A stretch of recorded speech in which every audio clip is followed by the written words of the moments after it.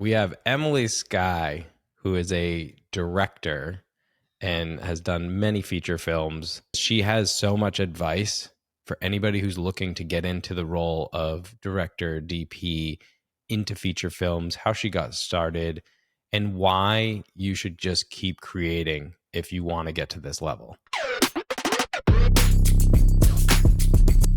Finished a movie in June. I did the sequel to the first Married to a Baller film that I did for Tubi last year. I had 2 weeks notice for when we were filming. So it was, of course, amidst of I was going to Cannes for my short film was going to be screening there. So I was like, oh, I found out the week I was supposed to travel that when you come back, you're starting the movie like 3 days later. So I was like, Oh, cool. So, damn. mm, you know, but it's fun. I mean, hey, I thrive, I think, under the pressure and the chaos. I think I kind of like it. It's really cool, too, that you've been able to just like keep going. Like it's like sounds like it's snowballing. Like after you've done one big thing, it's on to the next. I saw that you have a film, Alien Nation, Yeah, that's in coming out the too. yeah, that's in the festival circuits right now. That's awesome. So, once it's finished with the circuits, then, I'll release it. It probably will be on Dust or something like that. Like my last sci-fi short was on Dust when it was done with the whole thing. So we'll see where it kind of lives at the end. But I'm looking to turn that into a feature as well. It's just there's so many kind of things swirling around that it's been hard to like pinpoint exactly when I want to kind of make that happen. It's just like add to Yeah. the list. And is that how you usually would go about doing something like that with a feature? Is like start off with the smaller version of it, do some circuits, and then if it kills, you end up making it into a feature? Yeah. That's It's kind awesome. of how I've been doing it a little bit of making a short film, pushing it out, and then seeing how it does and how I feel too. Like Yeah. sometimes shorts are kind of like, one and done. There's something fun to kind of pop out there. And then some of them are like there's more of a story here to tell and you kind of want to dive into that. So I definitely, with alienation, it's definitely a really fun kind of concept that is spiraling around, and I think I want to dive deeper into that world. How do you even like start to get into something like that? Like when you started out, were you like, I'm going to do feature films. That's where I'm going. Or were you just like, I want to be in film and I'm just going to follow the journey? Uh, so when I was 6, I watched Close Encounters of the Third Kind, and Spielberg, obviously, you know, it's who doesn't like a Spielberg older film, right? Right. It's just something. It was like the rite of passage.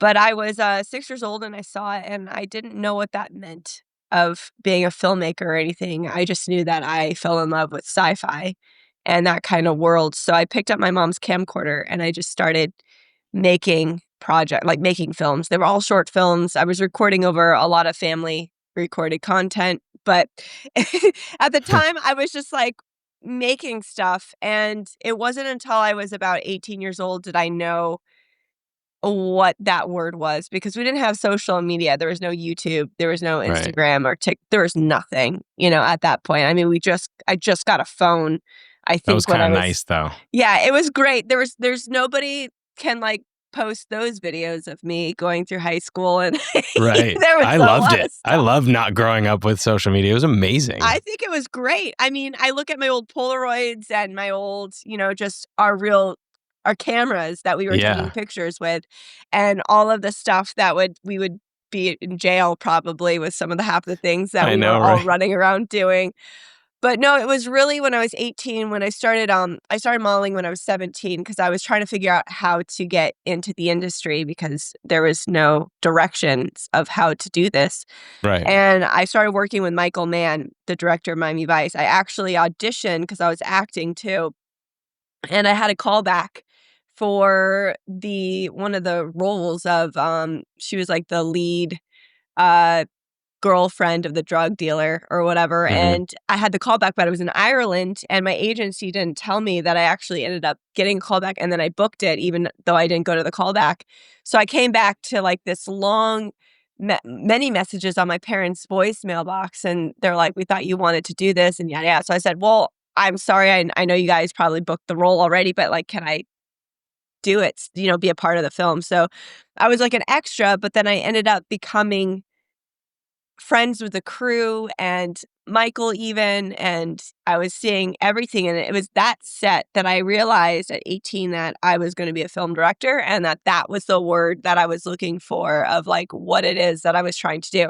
So then I just jumped in and I raised, like, 10 grand, and I got my first camera, which was the Canon XL2, Yep. and I shot a 48-minute long film that will never see the light of day, but It's okay though. I no, mean, it is like one of those things. It's just like because I look at it as like I really poured so much of my friend's life into that. Like she was portraying yeah, herself as well.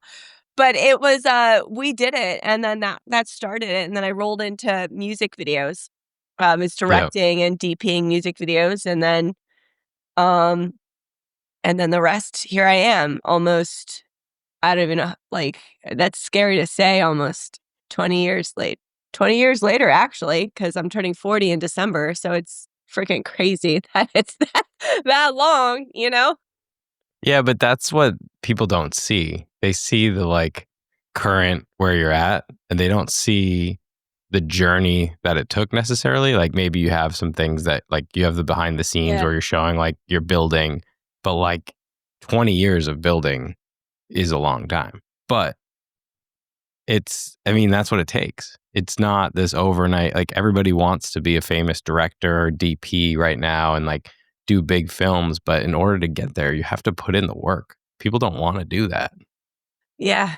No, I And agree. I feel like everything just shows, like, a snapshot of where you are right now, and mhm, I honestly like, there's been so many trials and tribulations and many tears and many yeah. just I have given up a few times, like, I had a project that crashed and burned, and it took everything out of me, and I took, like, a year off, um, from filmmaking because I just could not I needed that break from that reality, and then I got back up, and then here I am going to make that movie, and the next year, we're right now casting it, but, like, I like to say, like, even failures are not really failures, they're just redirection, and, like, you might not be ready for that at that moment, but it doesn't mean you're not gonna be ready for it later on, and it's just kinda, like, figuring out how to get there, and I'm definitely learning to enjoy the journey more because I was just, like, wanting it now, like, "Let's do this Yeah. now," like, get that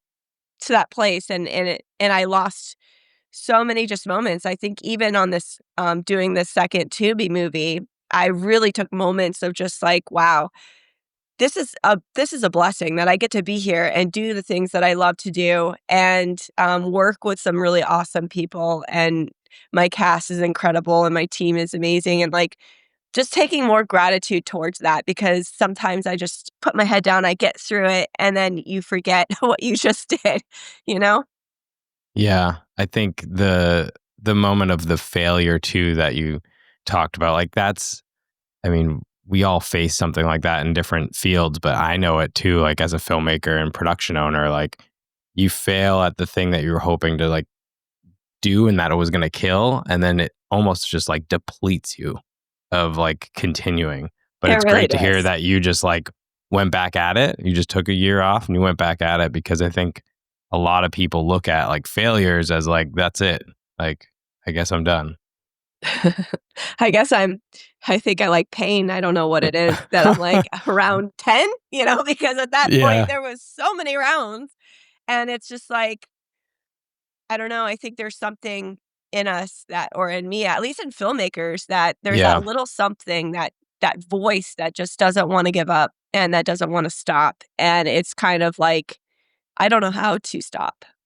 Yeah. I think it's a lot of people in creative fields. I mean, especially nowadays, like I'm noticing more and more, like you have to be cool with not getting the budget, not getting the callback, not winning the job because there's more of that happening now because there's more people doing it there's more companies and people wanting to cut costs. I Yeah, don't know if that's the same it's thing a out huge there, thing. but on the East Coast, it's like we're trying to cut costs. We're trying to get the best thing we can, but now we're cutting costs. And it's like, how are we going to do all of that and still give you the product you need? And so I think that's tough as a creator and a filmmaker. Absolutely, they do that. It's like you could have a great budget and they still try to cut corners and save money here and there, and it's just I definitely see that. I see that across the board in many ways. They want it good and fast and with less amount of money spent, and it's like, well, you can't have all 3, you Right. know? It's like you gotta pick 1 or 2 of those, you know? It's like, I fully believe in, like, the whole preparation of a movie and pre-production and knowing your team and building the right team, and not just doing something just because. I know with Married to a Baller, we were able to do the second one like this because we already had the team, we had the cast, Hmm. everyone knew each other, so we kinda, like, fit into that. I just spent the next 2 weeks prior to filming doing my shot list with my DP and making sure that we had everything we could have to get it done. But I absolutely agree, like, the veil of mystery is kind of lifted as far as now people can make their content, put it on social media, and Yeah. get discovered and get jobs, and you don't even need festivals anymore. Right. It's like, where are we heading? I mean, the other thing that's been crazy, at least in my world, because we do a lot of like marketing and commercial content and Yeah. social media stuff for brands, we've just been noticing this whole like AI thing, and Mhm. it's crazy. Like some of it maybe is useful, but it's crazy to watch because there's a lot of brands that maybe don't want to put in the time or the effort anymore to have the team create it. They're like, well, what's this new shiny thing that we could use? Are you seeing a lot of that in what you're working on, like the ask for any sort of AI VFX or anything like that? So far, no. The movie that I'm kind of working on right now is, we do have a lot of visual effects in it, but they're not asking for that kind of Right. specific thing, and also that's not my kind of vibe. Right. I absolutely prefer using practical versus all CGI. I like Yeah. mixing the both, but, like, if I had the choice between using a real location or a soundstage, I always like using a real location because I like being in the real environment of the things that I'm doing. That's not always the case that you can have that, you know, like, I'm not gonna say, "No, we'll make magic wherever we can make magic," but, like, AI, I feel like it just takes the magic out of it. Yeah. Yeah, it's the experience. I think it's useful for certain things that people are Yeah. looking to use it for, but it doesn't have the human experience. It doesn't have that experience of being the director on set and wanting to make the talent change things a little bit because you see something in person. You see it happen. You're like, oh, let's do this a little differently. And with AI, it's like type it in and hope it comes out the way that you want. I know. For me, I feel like it's not the same, and I personally don't get excited about that. I feel like Yeah. to me it just kinda kills a little bit of the joy of why we're being filmmakers, right? Like, I love Yeah. being on set. I love working with people and figuring out solutions of how we want something to go, you know? So, Do you still film a lot too, or are you just mostly directing now? 'Cause I um know you were DPing at some point too, weren't you? yeah, I was doing both. Right now, I'm predominantly just directing. I did DP my Alienation. I directed and DP'd that. I enjoyed that kind of thing. For me, I think I'm really happy being a director. I still love working closely with my cinematographer as any director should, but it's nice to know that I know what I'm looking for when it comes to lighting and how Right. I want like the visuals to look and, even helping choose, like, the lenses. I still really enjoy all of that, but I am not actively taking jobs anymore as, like, a DP. Yeah, do you sometimes, like, miss filming at all? Like, no? No. No, No. I thought I would. So, Married to a Baller, the first one for 2B, I thought I was gonna have, like, the itch of, like, kind of like that was, like, the first time I wasn't really, like, DPing, and directing at the same time, and I thought I was gonna have, like, the itch to want the camera in my hand or at least operate. Yeah.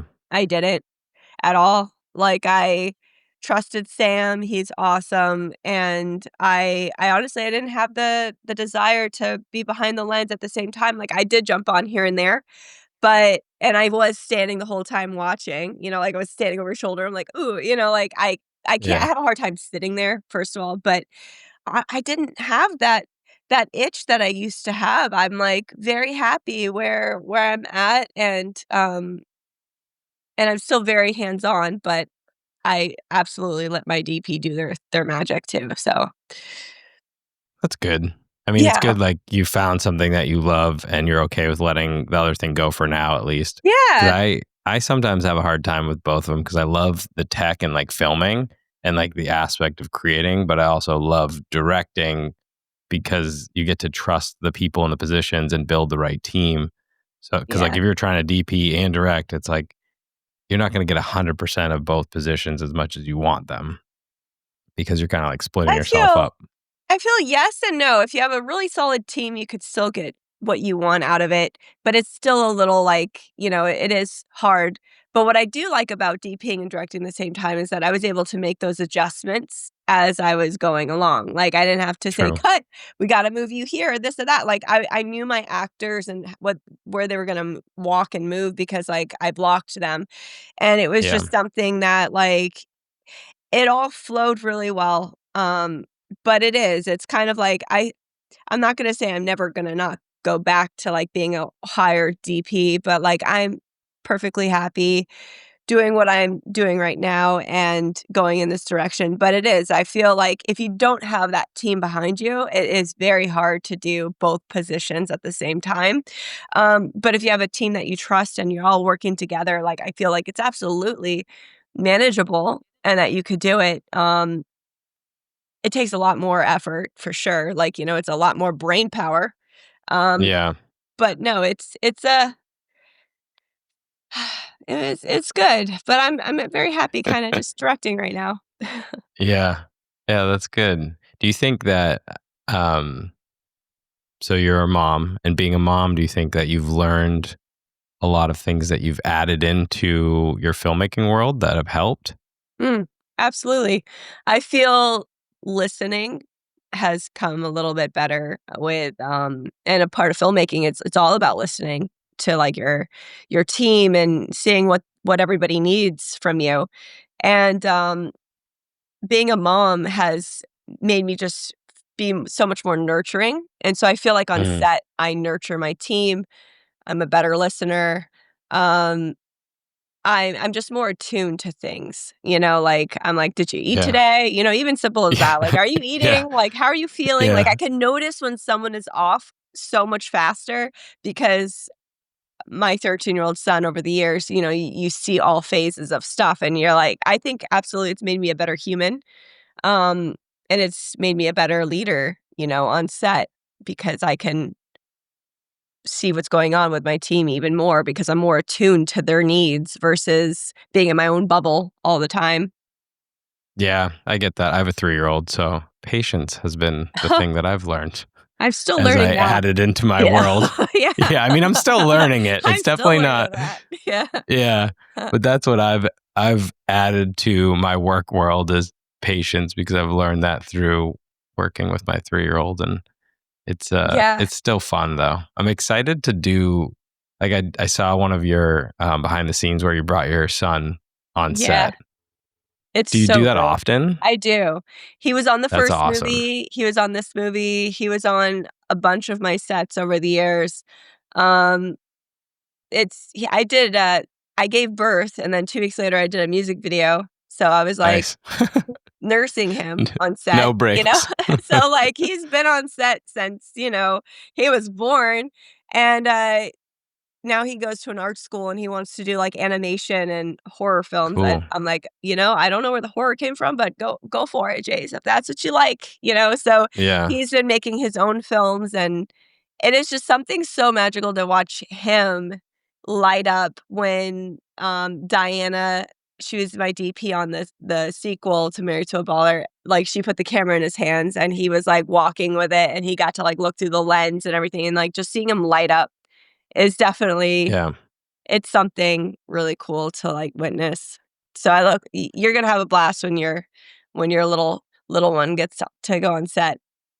Yeah, I'm excited because he likes to build and tinker. And I think it's also a really great way to get any sort of kids involved. Like, at least out here, I haven't seen many programs evolve that like let kids go on set, except for Yeah. going to a school.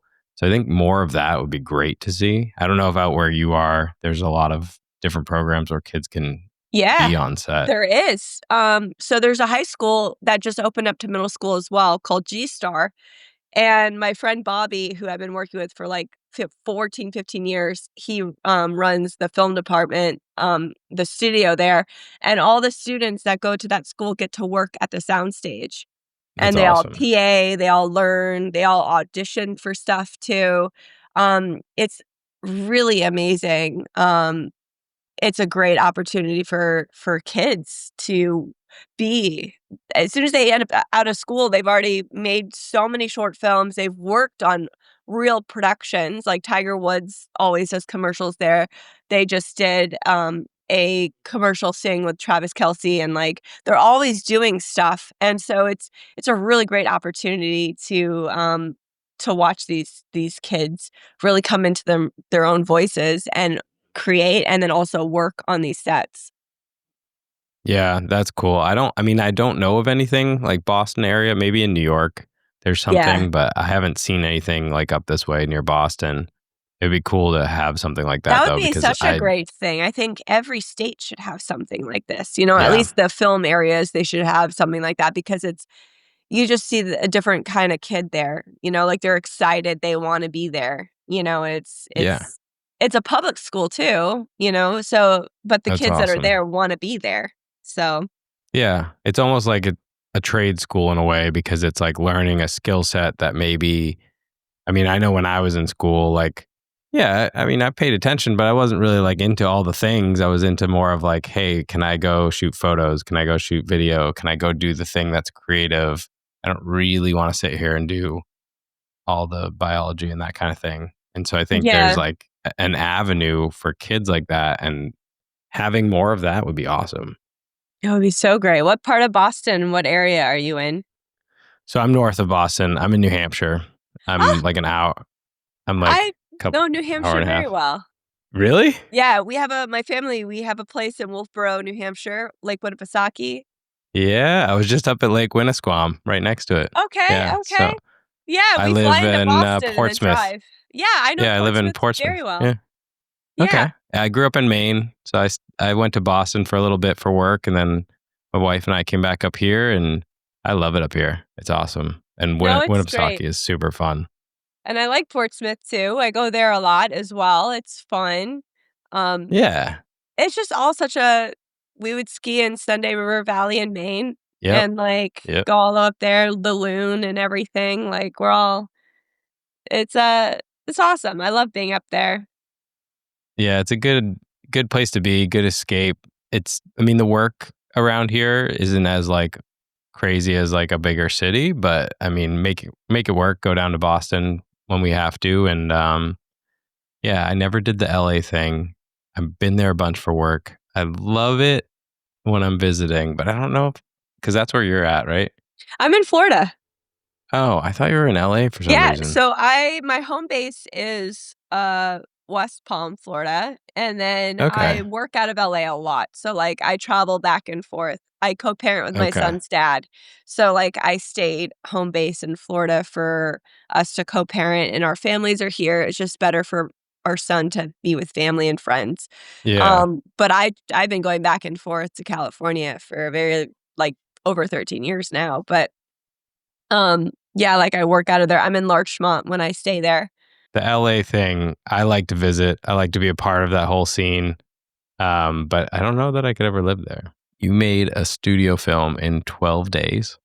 Is that true? Yeah. That's the Tubi. The first Tubi movie was 12 days. The second one was 13 days. Yep. 12 days. That's crazy. Is Yep. that's production? That's not pre-pro No, too, or is that's that filming. pre-pro? We had Yeah. 1 week of pre-pro. And then you just 12 days of filming. Hmm.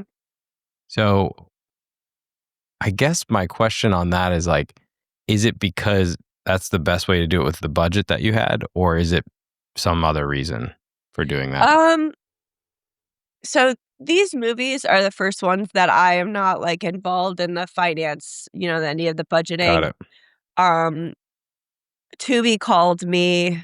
Well, they emailed me like 2 years ago, and I had a meeting with them, and so they brought me in, and they're like, "We think you'd be a good fit for this script," and I was like, "Oh, cool." So like, I sat with them and um jumped on board with that movie. That the first one, we had like a 2 week really relatively like pre-production all in, but I was Mhm. sitting with a project from August and we didn't start filming until April the next year because we were dealing with the strikes, like the writer and actor strikes, so we had to Yeah. wait. So I got to sit with that project a lot longer. But when everything was ready to go and moving, we had 2 weeks of, working with I was working with every department and things like that, and I also edit, so I got to edit the movie. I did the Cool. second one too. Um, so I think for this, it was just our budget was pretty decent, it was, a little over, like, 1,000,000, I believe, Hmm. and so we were doing I think it was more so like we could get more with the budget if it was 12 days, and, they were also on a schedule. We had a schedule of when we needed to release the movie, and it worked. I mean, who wouldn't want more time, right? Yeah. True. But But it worked. it's kind of nice when you have that constraint in a way because you're like, all right, I got 12 days, lock it in. We're going to get this done. Yeah, we Versus, had a day off, it was 6 and 6. The second one, we had 2 days off, that was spread out, for the 13 days that we were filming. Um, but it was good. The second one, the difference between the 2 is the second one, even though it felt so much faster just because, like, I got the call, I was thrown into pre-production, and then we started filming immediately. That one felt a little bit more for me, a little oh my gosh, there's so much going on because the other one I sat with it from August until April. So I had a Mhm. lot of time to like think about things. But the second one, I didn't have a lot of time at all. It was just kind of like, this is what we're doing, blah, blah, blah. And I was like, Um, and, they were also interviewing different DPs that I was bringing to them, and then once we did that, then I was like, "Okay, I know my DP, now we could start prepping, everything is good." But yeah, no, it worked. I mean, that was something that they wanted to do. They have a time schedule, they want us to meet these deadlines, and that was just what I was given, you know? Yeah, I mean, it's cool that, like, from the outside looking at that, I'm like, that seems crazy, but it seems like that's something that's more doable than Yeah. not as long as you have your pre-pro in line and you've got the right crew. So They're it's, all seasoned, they have a team of people and everybody knows how to make the film, so it's like it was, it went well, we got it done and everything, and so it's like and we work with the same teams, so it's like we all knew each other from the first movie, and it just was easier to kinda get together for the second one. I think it would have now been a do lot people, different if we did that the first movie. It would be like, "Oh my gosh," but the second one, we were able to yeah. get away with that. And now do you usually go like looking for projects to be a part of, or do you have them come to you more often as Uh, of now? they come to me. So Tubi That, came to me, that's um, awesome. and then I have a couple scripts that are on my desk that I'm looking at right now. And then, this one producer I really am excited to work with, I brought him on to a movie that I'm currently putting together. Um, so I do have my own passion things that I love to Yeah. create, but then I'm also contacted from others to do their films as well. So, Do you ever want to do a film up at Winnipesaukee? That'd oh be a cool yeah, place to film. absolutely. That's where I shot Alienation. Oh, really? Yeah, Okay. That's I shot it awesome. in Wolfboro, New Hampshire, That's in the mountains amazing. in fall. And I shot fall last year there. It oh, was cold and perfect. beautiful. Yeah. Yeah. Was that intentionally, like in the beginning, you were like, I want to shoot this in Wolfboro and that's what we're going to do? Yeah, the whole thing was I was inspired to shoot there, and, I really wanted to shoot in fall. I want the leaves. It seems like it changes earlier and earlier every year now. But yeah, I think that's that. Like, you can't get that anywhere else. And so I think that's like a really key. I'm trying to at some point write a film. I've never done a film, so I'm like, I don't even know where to start.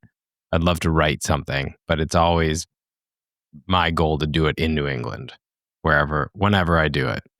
But it's one of those As you undertakings should. that, I mean, how many films have you, was it Alienation? Did you write that too? I did. So I co-wrote it with, a writer producer that I met in Cannes last year because I went 2 years in a Cool. row. So the year prior, I met him there, and we collaborated on this script together. So it's kind of like it was a fun thing to kinda do, you know? Um, we had fun collaborating, and that was something that we both kinda put together, and then I directed and DP'd it. Do you think it's becoming harder with like, especially now with like all the political things and then also certain studios shifting budgets? Do you think it's harder now to get into the industry or like to jump into like the role that you're in, like directing and DPing like bigger films? Do you think it's a smaller group now that it's harder to get into? I think with anything, it's hard to get into something, but I think the best tactic is to just create your own projects. Yeah. You I think think that's the way to get I get think people to that's the notice way. you? Absolutely. I mean, no one's gonna give you a chance but yourself in the beginning, Mhm. like, you can't expect to get jobs if you have no work to show. So, I Yeah. feel writing, directing, doing what you wanna do, throw it in festivals, throw it on social media, that's your best bet to kind of start to get some kind of traction, and then learning to raise money. We are our own brand, and we are a business, as a person. So it's kind of like I don't think a lot of filmmakers notice or recognize that we are the brand, and people Mhm. will invest in you if they don't like what they're seeing, It's like you need to build the relationships and friendships, and, I hate saying we have to prove ourselves, but we still have to put our work out there for people to see so that they'll trust to give money to us to make something. Um, Yeah. so I absolutely believe that I tell film students this all the time, like even the kids in the high school, everything. I'm like, constantly make your projects, put them out there on social media, put them in festivals, be seen. That is your best way of getting work. Yeah. You could Yeah, work cuz like on, how yeah, cuz people aren't going to hire you if you're not doing anything. Cuz like that's the only way, and kids will ask me whether they're college kids, high school kids, they're like, "How do I get in to the industry?" I'm like, "Well, you just go do it. Like go do something. Like if you don't want to put the time in to creating or trying it, then you don't really want to be here." yeah. No, but it's true. It's very true. You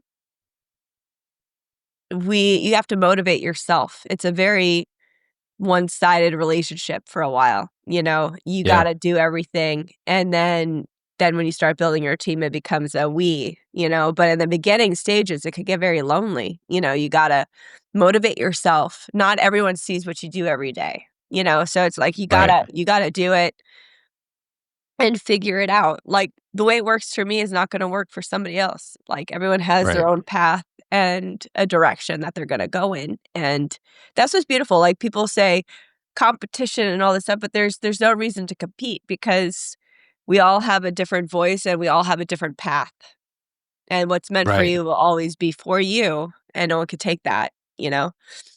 Yeah. I love to see other people create it. It like fires me up. Like I don't think of Absolutely. other people as like competitors necessarily.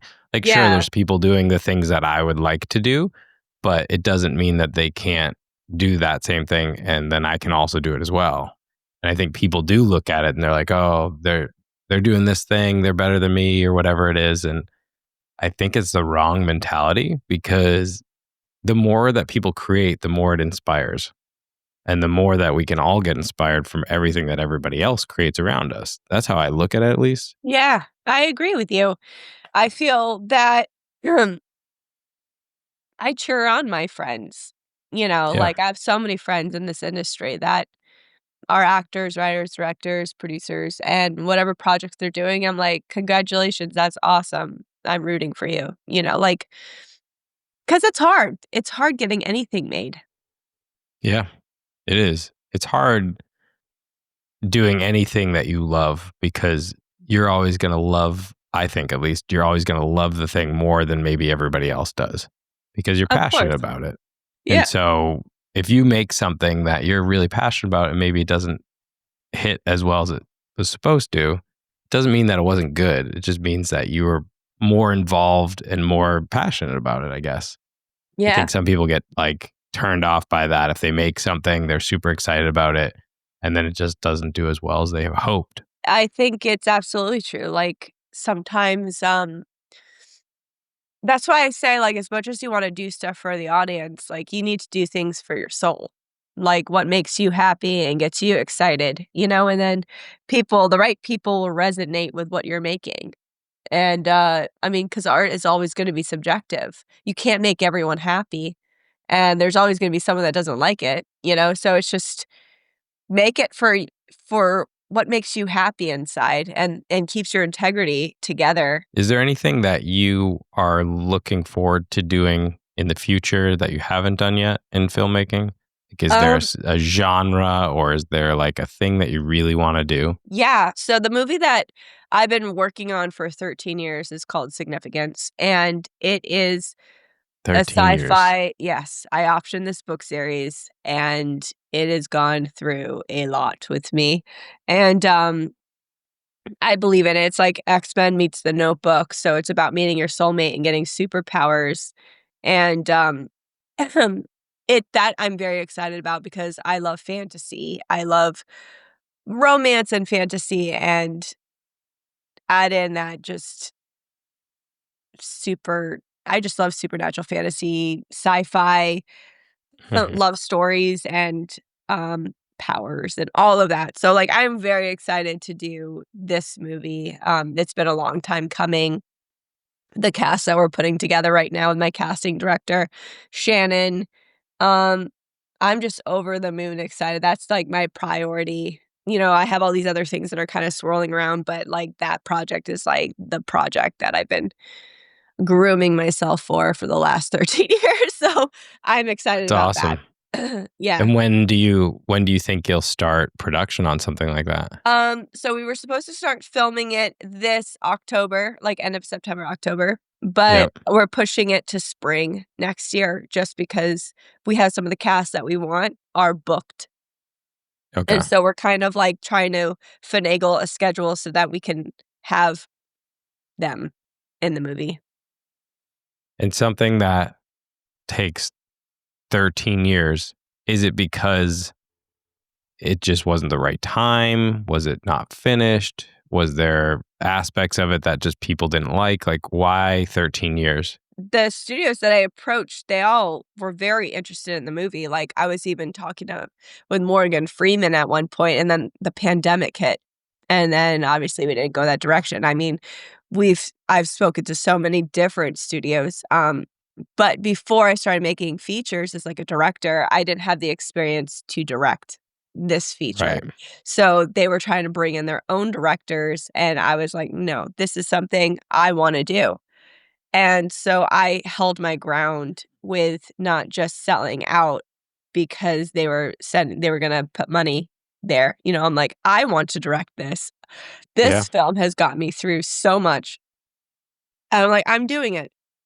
And then that was the project that I took a year break from because I did raise money and we were going to film it. And I was on location in New Hampshire because we were going to be filming it actually in New Hampshire at the time. And all the money fell through because the investor didn't pay his taxes correctly in Canada. And everything froze and shut down. And we had to max cards out to get people back home. The whole production got shut down. It was the most disastrous, Wow. emotionally sad days for me, months, the whole year. And then the author sent me a message a year later. She's like, Emily, I think we should not give up on this. And I was like, oh my gosh, I don't know if I have the bandwidth to do this. And I was like, okay, I guess we'll do it. And then it's restarted that whole journey all over again, you know, and it was just more of like, I didn't have the experience as a feature film director. And I remember this one producer, her name's Sienna, and she's so awesome. And we were talking on the phone and she's like, Emily, don't wait for this. Like, go make another feature. Go make Yeah. a feature. Just go make Yeah. something. She's like, make that feature. And then how can they tell you can't do this anymore? And I did.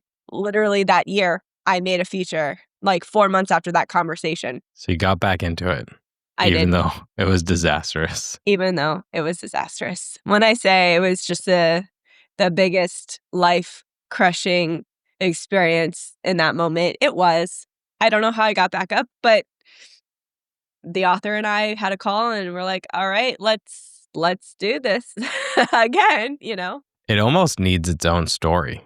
Just listening to it, it almost needs its own like BTS behind the scenes like documentary about making this journey of this 13-year film. Oh, so much has happened in that.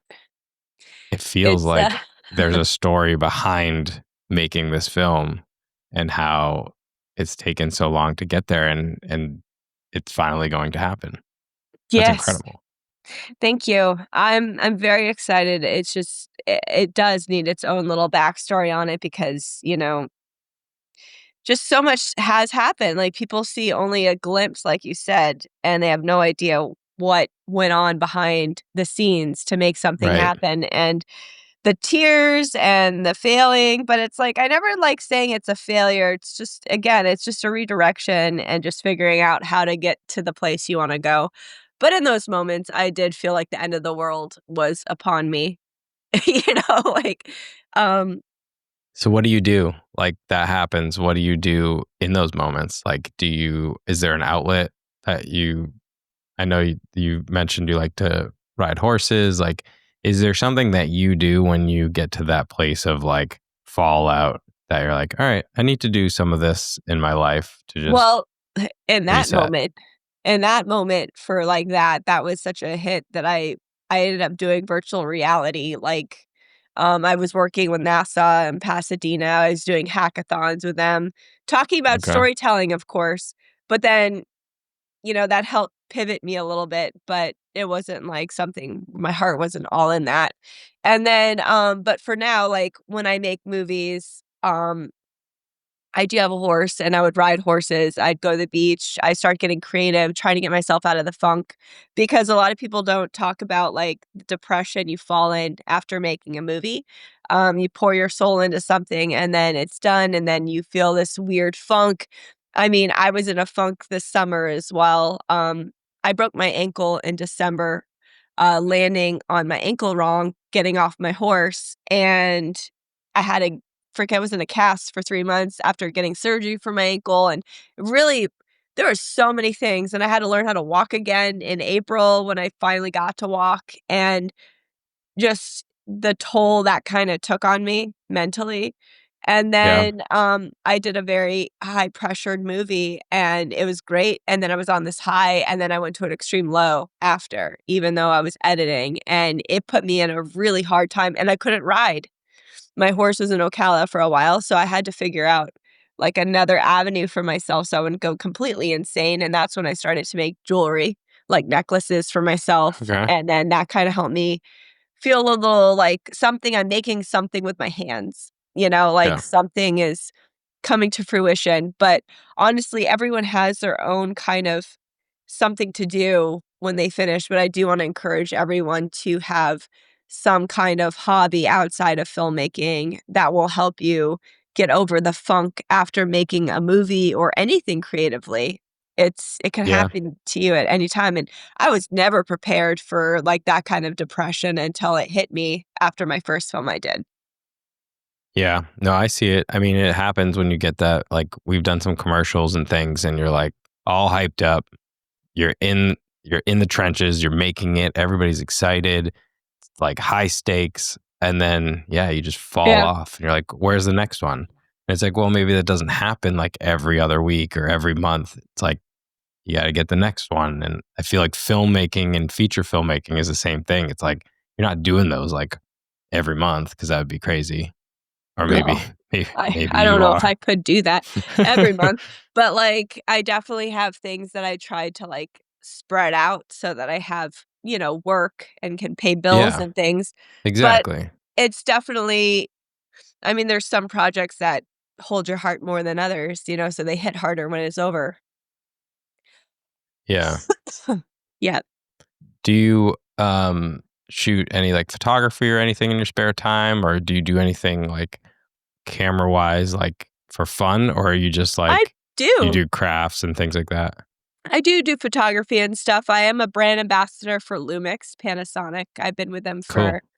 for, 5 years now, and, I anytime they send me a new camera, I'm always out there playing with it, taking pictures, um, filming content. Um, I enjoy that as well, it's Yeah, fun.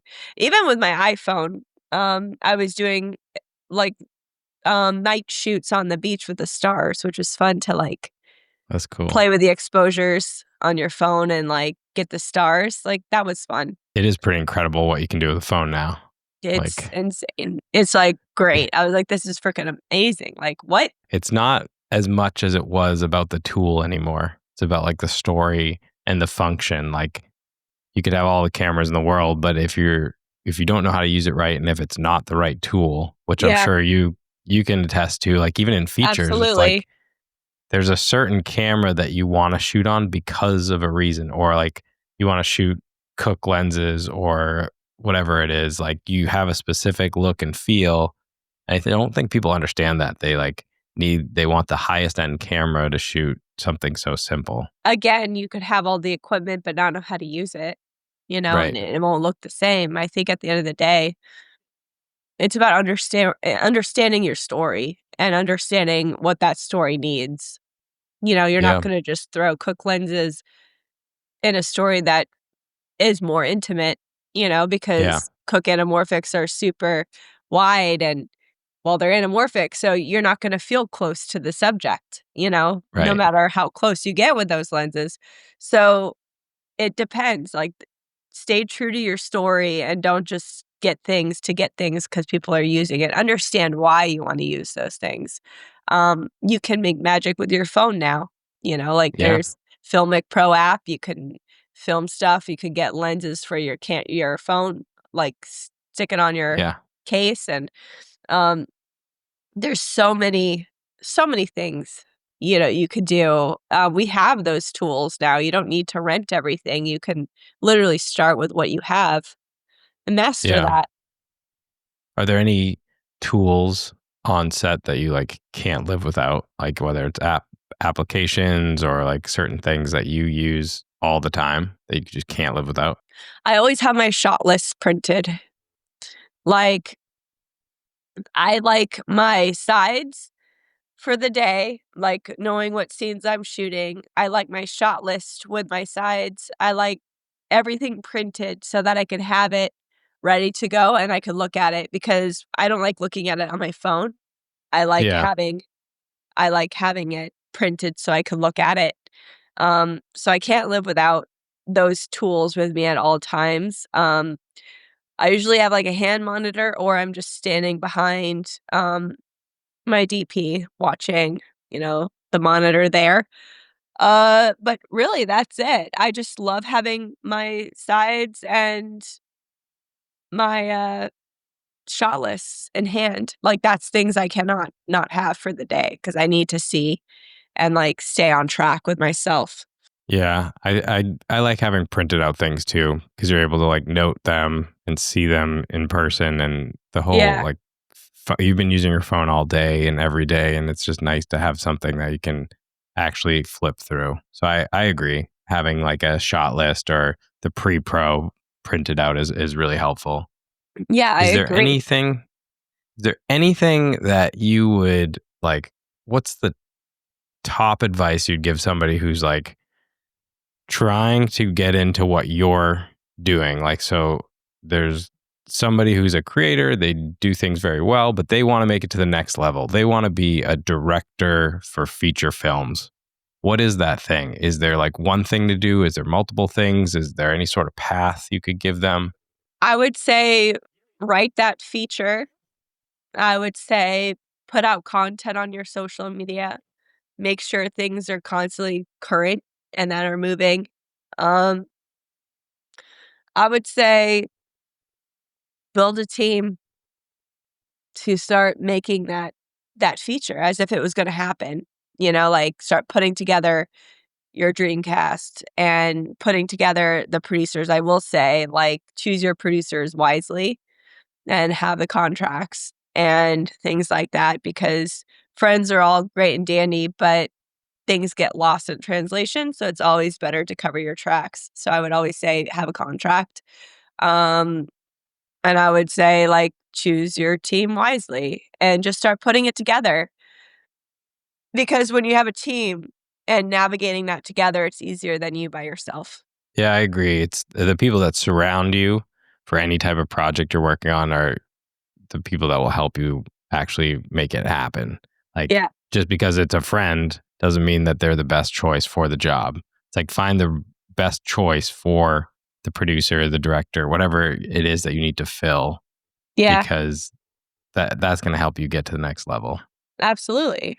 I mean, it's teamwork does I feel like when I do bring on that producer and I'm starting the project, like, you feel like, all right, someone's got your back and you can figure out, divide and conquer the Yeah. next steps. And I appreciate you coming on. Thanks for I having me. Yeah, of course. This was awesome. And I'm looking forward to seeing the film that you start next year that's been 13 years in the Uh-oh. making. I'm looking forward Me to too. that. Me too. It's going to be awesome. No, it's gonna be so awesome.